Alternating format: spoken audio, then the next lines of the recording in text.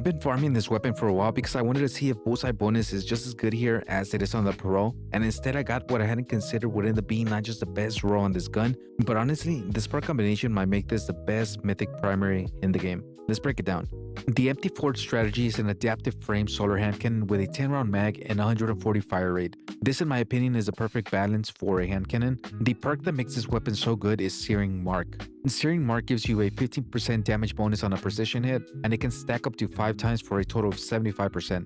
But that's not all. The last round in the magazine deals 300% damage. Now this might sound awesome, but there's two big problems with Searing Mark on this weapon. One is a magazine size. 10 rounds in a handcannon is great. 10 rounds when you have Searing Mark isn't. Well, kind of. If you use something like the end of the line linear rifle or the 40k Cyber sniper, then you know this perk is great, but what makes it great on those weapons is the fact that they can stack the 75% damage buff, then deal the 300% round very quickly in 4 to 6 rounds. What happens with this weapon is that you stack the 75% damage buff, then you need to fire 7 to 9 more rounds to get the 300% round payoff. Not very optimal. The second issue is the fact that stacking 50% damage buffs up to 75% is great. However, the stacks reset on a magazine reload, which means you lose the buff and have to stack all over again. Those two issues disappear with Bullseye Rebate. Bullseye Rebate has a 10% chance to refund 1 round in your magazine and gives you 50% of your magazine back on a precision kill. This combination of refunds synergizes amazingly with Searing Mark stacks, giving it insane uptime. Here's the comparison between empty forward strategy with Bullseye Rebate and Searing Mark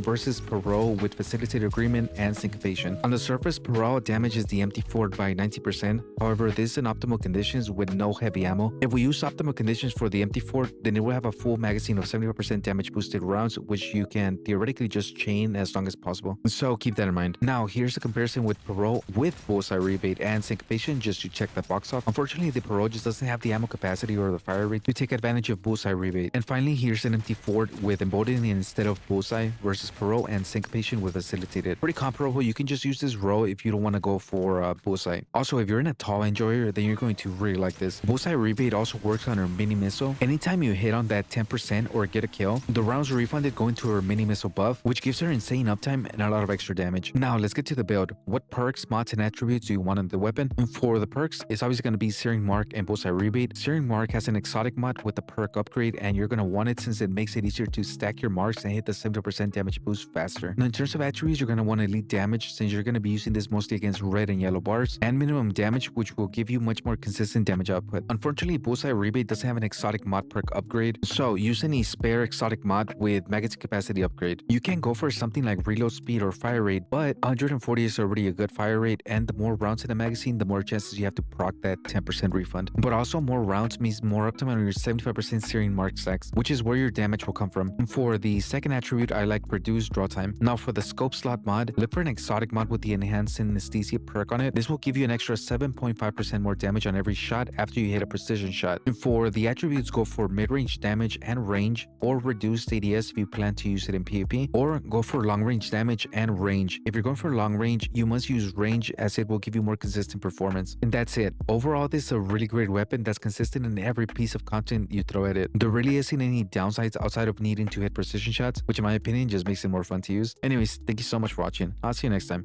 Bye.